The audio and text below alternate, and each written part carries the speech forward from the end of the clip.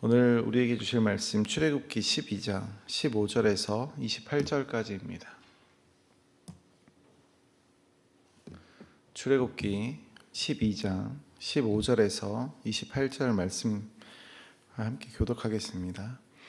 너희는 이랫동안 무교병을 먹을지니 그 첫날의 누룩을 너희 집에서 제하라. 무릇 첫날부터 일곱째 날까지 유교병을 먹는 자는 이스라엘에서 끊어지리라.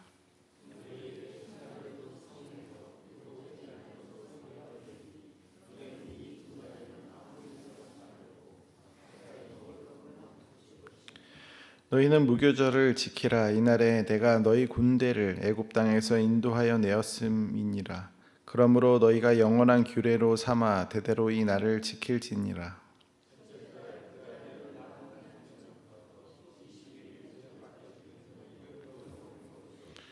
이랫동안은 누룩이 너희 집에서 발견되지 아니하도록 하라.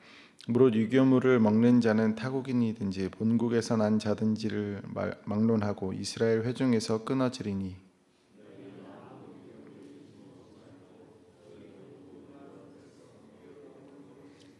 모세가 이스라엘 모든 장로를 불러서 그들에게 이르되 너희는 나가서 너희 가족대로 어린 양을 택하여 유월절 양으로 잡고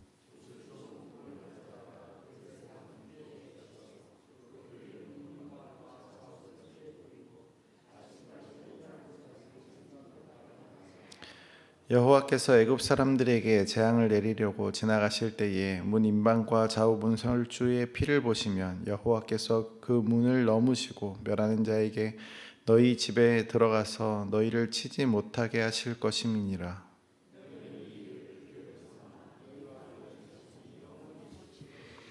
너희는 여호와께서 허락하신 대로 너희에게 주시는 땅에 이를 때에 이 예식을 지킬 것이라.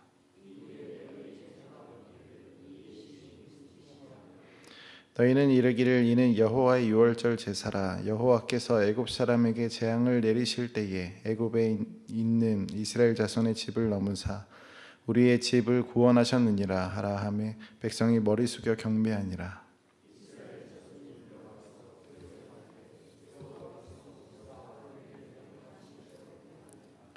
아멘.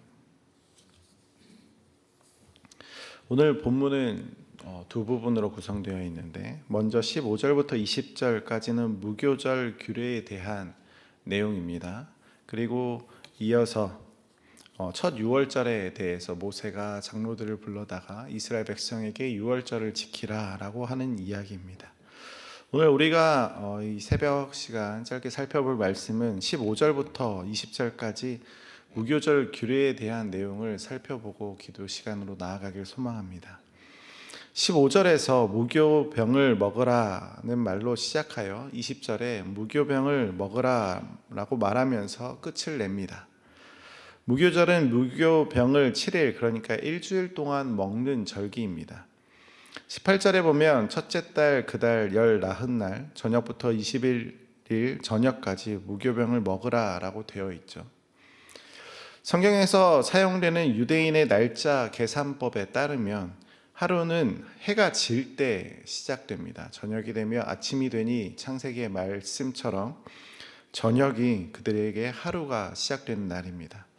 그러므로 열 나흔날 저녁은 곧 15일의 시작을 의미합니다. 즉 14일 저녁부터 15일 저녁까지를 하루로 보고 이때를 무교절이 시작된다라고 이해할 수 있습니다. 14일 저녁에 유월절 식사를 준비하고 그날 밤에 어린 양을 잡고 먹는 것이 시작됩니다. 그리고 14일 저녁부터 15일 저녁까지의 유월절 날이 지나면 바로 무교절이 시작되고 7일간 무교병을 먹는 절기를 지킵니다. 레위기 23장 5절과 6절에서도 이 내용이 명확하게 나오는데 첫째 달 열 나흔날 저녁은 여호와의 유월절이요 이달 15째 날은 여호와의 무교절이니 이랫동안 너희는 무교병을 먹을 것이요 라고 되어 있습니다. 그래서 무교절이 15일에 시작된다라고 해석하는 그 근거는 유대인의 시간의 개념과 성경의 다른 구절들 레위기나 민수기에서 확인될 수 있는 내용이 있기 때문입니다. 14일 저녁이 곧 15일의 시작이므로 무교절은 15일부터 7일간 지속되는 절기입니다. 21일까지죠. 무교절을 지키는 의미에 대해서 17절은 이렇게 설명하고 있습니다. 너희는 무교절을 지키라. 이날에 내가 너희 군대를 애굽 땅에서 인도하여 내었음이니라. 그러므로 너희가 영원한 규례로 삼아 대대로 이 날을 지킬지니라. 무교절을 지키는 이유는 이스라엘을 이끌어낸 날을 기념하기 위해서입니다. 무교절을 유월절과 같이 대대로 지키라라고 명령하십니다. 재앙을 넘긴 일, 재앙에서 벗어나는 일을 기념하는 날로 유월절을 지켰다면 무교절은 이스라엘이 출애굽한 것을 기념하여 영원한 규례로 삼는 절기입니다. 다시 말해 하나님의 구원의 역사를 기억하는 날이고 하나님의 일하심에 대해서 감사하는 날입니다. 이스라엘 백성은 그들의 힘으로 애굽을 탈출할 수 없었습니다. 오직 여호와의 강한 손과 팔로 구원을 받았습니다. 하나님께서 그들에게 명하신 무교절은 바로 하나님의 은혜를 생각하고 이스라엘을 구원하신 사건에 대해서 잊지 않고 감사해야 한다는 의미를 담고 있습니다. 무교절은 유월절 다음 날부터 시작되기 때문에 깊은 연관성을 지니게 되죠. 유월절 예식을 행한 백성들이 일주일 동안 먹어야 할 음식이 바뀝니다. 이전에는 어떠한 음식을 먹든지 유월절이 시작되면 무교절이 시작되고 유교병이 아니라 무교병을 먹는 날이 지속됩니다. 물론 출애굽 당시 급히 떠나야 할 상황에서 지체하거나 머뭇거리지 않고 즉각적으로 순종하고 결단하기 위해서 그들은 허리에 띠를 띠고 지팡이를 잡고 신을 신고 고기도 구워 먹고 빵도 무교병으로 만들어 먹어야 했습니다. 그러나 단지 출애굽 이 당시의 긴박성과 즉각적인 순종만을 상징하는 것은 아니죠. 15절과 19절에서는 유교병 곧 누룩이 들어간 빵을 먹는 자는 이스라엘 사람이든지 외국인이든지 모두 이스라엘 회중에서 끊어질 것이라고 말씀하십니다. 더 정확하게는 누룩이 들어간 빵을 먹지 않아야 할 뿐만 아니라 무교절 기간 동안에는 집 안에서 모든 누룩을 제거해야 합니다. 이것을 어기면 더 이상 이스라엘 백성이 아니게 된다 말씀하시죠. 무교병은 누룩이 들어가지 않는 빵입니다. 누룩이 들어가지 않아서 발효가 되지 않습니다. 무교병은 누룩이 사용되지 않아 발효되지 않기 때문에 공기가 들어간 부드러운 일반 빵과는 달리 평평하고 밀도가 높은 빵이 됩니다. 그런데 누룩이나 효모가 들어가게 되면 반죽 속에 당을 분해하기 시작하면서 이산화탄소가 발생되어서 그로 인해 반죽이 부풀어 오르게 됩니다. 아주 작은 양의 누룩이 전체 반죽을 부풀리게 된다는 거죠. 성경에서 누룩은 죄와 부패를 상징하는 중요한 요소입니다. 누룩이 반죽을 부풀리게 하는 것처럼 죄는 우리의 삶 속에 퍼져서 우리의 모든 영적이고 도덕적인 것들을 타락하게 만듭니다.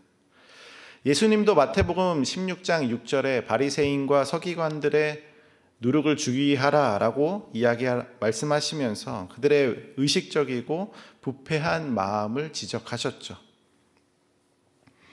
누룩은 그들의 위선과 죄악을 상징했습니다. 그렇기에 무교절이 의미하는 것은 옛 생활과의 완전한 단절, 곧 죄악된 삶의 모습과 단절을 뜻하는 겁니다. 무교절은 그 자체로 죄를 제거하고 거룩함을 추구하는 영적인 결단을 상징하죠. 이 절기는 단순히 지켜야 하는 절기가 아니라 그러한 전통이 아니라 이스라엘 백성에게 구원을 주시는 하나님의 은혜에 감사하며 새 삶을 시작하는 기회였습니다. 이스라엘 공동체의 새 출발과 함께 묵은 누룩을 버려야 했던 것이죠. 출애굽하는 백성은 이제 이전의 삶의 방식이 아니라 새로운 삶의 방식을 취해야 합니다. 바울은 고린도전서에서 이렇게 이야기합니다. 고린도전서 5장 6절부터 8절은 너희가 자랑하는 것이 옳지 아니하도다. 적은 누룩이 온 덩어리에 퍼지는 것을 알지 못하느냐. 너희는 누룩 없는 자인데 새 덩어리가 되기 위하여 묵은 누구룩을 내버리라. 우리의 유월절 양 곧 그리스도께서 희생되셨느니라. 이러므로 우리가 명절을 지키되 묵은 누룩으로 말고 악하고 악의에 찬 누룩으로도 말고 누룩 없이 오직 순전함과 진실함의 떡으로 하자. 바울은 우리가 누룩이 없는 오직 순전함과 진실함의 떡, 곧 무교병임을 강조하면서 죄를 제거한 새 삶을 살아야 한다라고 말합니다. 예수 그리스도의 구원으로 인해 우리는 더 이상 죄의 지배를 받지 않아도 되는 새로운 피조물이 됐다는 사실을 말하면서 그에 맞는 합당한 삶, 곧 순전하고 진실한 삶을 살아가야 한다라고 말합니다. 그래서 구원받은 우리의 영적인 삶에서 묵은 누룩, 곧 우리의 과거에 죄악된 습관, 죄에 타협하는 태도를 과감하게 제거하고 성실함과 진리로 가득한 삶을 살아야 한다라고 말하고 있죠. 이처럼 무교절은 단순히 하나님의 은혜를 기억하고 감사하는 것을 넘어서서 우리로 하여금 죄를 멀리하고 거룩함을 추구하는 삶을 살도록 촉구합니다. 하나님의 구원을 경험하고 그것으로 인해 감사하고 그것을 잊지 않기 위해서 기념하는 것은 하나님 앞에서 우리의 죄를 고백하고 그분의 은혜를 구하고 우리의 삶에 행하시는 그분의 거룩함을 조금이나마 닮아가는 삶을 살아가게 하기 위해서입니다. 결국 무교절이 의미하는 것은 삶의 변화, 거룩한 삶을 이야기한다는 뜻입니다. 죄의 부패에 자유로워져서 새로운 삶이 시작되었다는 것이 무교절의 근본적인 의미입니다. 우리가 앞서 살펴봤듯이 애굽에서 일어난 9가지 재앙 중에서 그 어느 것 하나도 이스라엘이 행해야 했던 것은 아무것도 없습니다. 나일강이 피로 변할 때 이스라엘이 해야 했던 것도 없고 흑암으로 가득할 때에도 이스라엘이 해야 됐던 것도 아무것도 없었습니다. 그러나 마지막 10가지 재앙, 10번째 재앙을 앞두고 이스라엘이 해야 할 것이 있습니다. 유월절 어린 양을 준비하고 유월절 어린 양을 잡고 무교병을 먹는 일이었습니다. 출애굽을 위한 마지막 과정에서 이스라엘은 하나님의 구원에 동참할 수 있도록 초대받습니다. 유월절 어린 양으로의 초대, 그리고 무교병을 먹으면서 거룩한 삶으로의 초대를 받습니다. 그리고 그 초대는 이스라엘 백성들뿐만 아니라 오늘날 우리에게도 동일하게 초대가 이어지죠. 곧 우리에게 세상 죄를 지고 가는 하나님의 어린 양, 유월절 어린 양으로의 초대이자 죄로부터 자유로운 완전한 구속의 떡으로서의 초대입니다. 이스라엘은 누룩이 없는 무교병으로 출애굽하여 그들에게 구원이 있고 새로운 삶이 있고 사망으로부터 생명으로 옮겨져 있는 삶을 기념했다면 오늘날 우리는 참된 무교병 되시는 참떡이 되시는 예수 그리스도로 인해 참되고 거룩한 삶을 누리며 그분을 기념하는 삶을 살아가게 되죠. 오늘날 우리는 예수 그리스도에게로 초대받은 인생입니다. 그것은 단지 구원으로의 초대뿐만이 아니라 거룩한 삶으로의 초대입니다.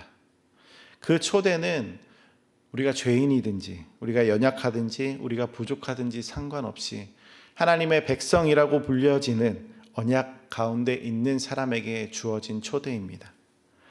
오늘 우리 앞에 놓여진 그 초대장에 믿음으로 응답하는 저와 여러분들 되길 소망합니다.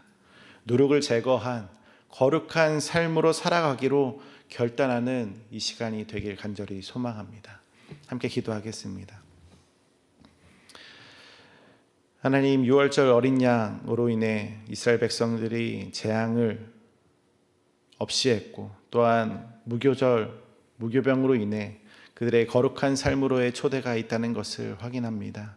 하나님, 오늘날 우리에게도 동일하게 우리의 죄를 위하여 죽으신 예수 그리스도로 인해 우리의 삶이 열렸고 구원받았고 새로운 삶이 시작되었음을 우리에게 선언되었고 또한 참떡이 되시는 참된 무교병 되시는 예수 그리스도로 인해 우리의 거룩한 삶이 시작되고 또한 거룩한 삶을 살아가야 한다는 것을 다시 한번 우리가 듣습니다.